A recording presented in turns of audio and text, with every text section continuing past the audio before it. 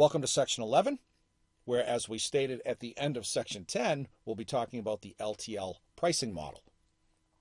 As we said a bunch of times now, due to its use of commodity classifications, the LTL pricing market is quite different from both FTL as well as other modes of transportation. That should be very clear by now. Second bullet, pricing in the LTL market is oftentimes provided on a CWT basis per 100 pounds within a given freight classification. However, last bullet, LTL rates can be expressed on a per pound basis. We're going to use that per 100 pound basis, but as we said in our last bullet, it can be expressed on a per pound basis as well. In addition to commodity classifications, LTL carriers also calculate rates on the distance traveled. It's not just about density or volume, it's about distance too. In our second bullet, this is where the issue of base rates come into play, where LTL carriers operate off of a base rate table that considers both freight classifications and distance traveled. SMC3 offers base rates by year on a subscription basis. LTL carriers can operate off of their own base rates as well. It's important to understand, long before entering into negotiations with a carrier, what the base rates are going to be.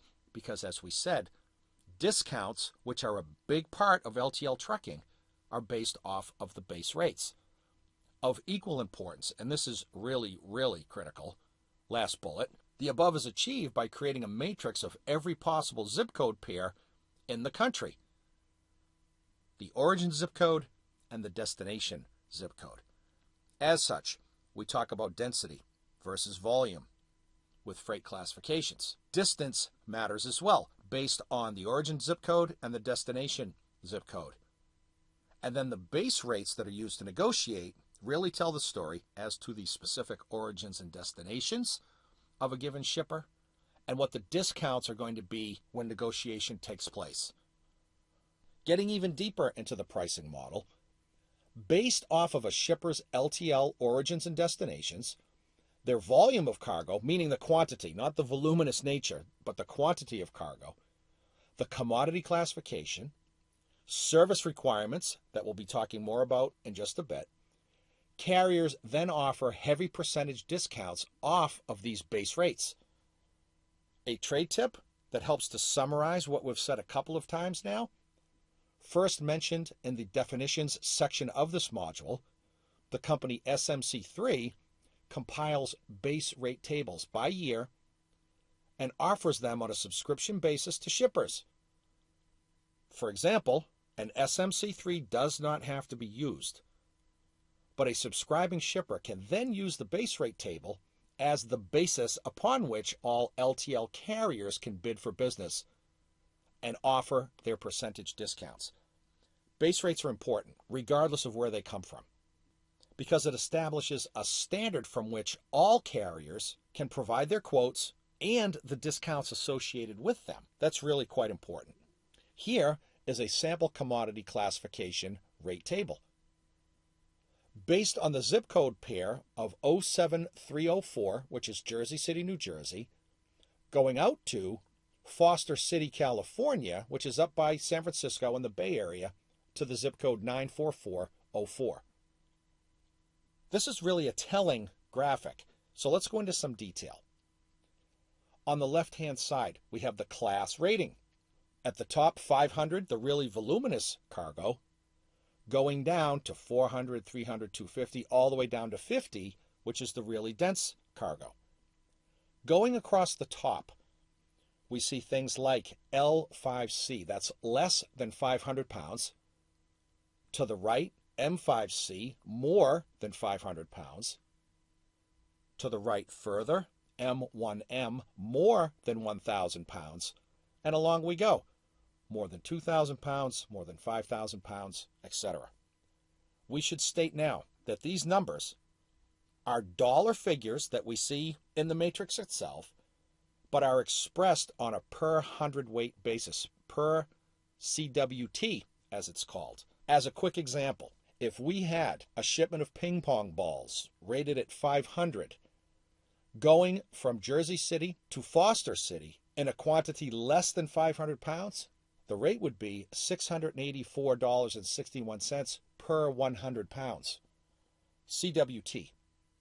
Conversely, if we had a bunch of ball bearings rated at class 50 going from Jersey City out to Foster City that was in the range of more than 5,000 pounds, that rate would be $40.48 per 100. We can see the huge difference between density and voluminous cargo specific to these zip code pairs. This is how negotiations take place.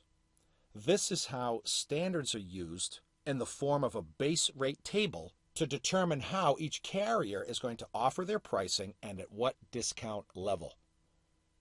It is essential to have those zip code pairs. It is essential to have class ratings, and from there, negotiations can take place off of these base rates. Here's a real-world scenario. LTL rates from a transload operation. We should recognize the photo on the right. It's a transload operation in Carson, California. What do we have here? A Los Angeles-based importer brings in ocean containers from multiple countries in Asia and uses a third-party transload facility in Carson to strip them. That should be no big surprise. Upon stripping the containers, the transload operator then uses both FTL and LTL carriers to ship goods to a variety of customer-designated locations. Customer stores, their distribution centers, satellite warehouses, all over the place. This example looks at the LTL pricing structure for two different products that carry a national motor freight classification of 85 and 100. Let's see what we have here.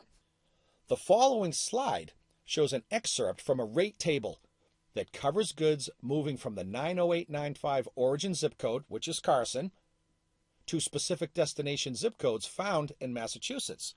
This is one isolated scenario. We could also have rate tables for stuff going from Carson to anywhere in the country. It is up to the shipper to determine that, share that information with common carriers, and negotiate from there. The destination zip codes, as we will see, are provided as a range from low to high by freight class 85 and 100. The rates are presented on that per hundredweight basis, and the rates are also presented as weight ranges.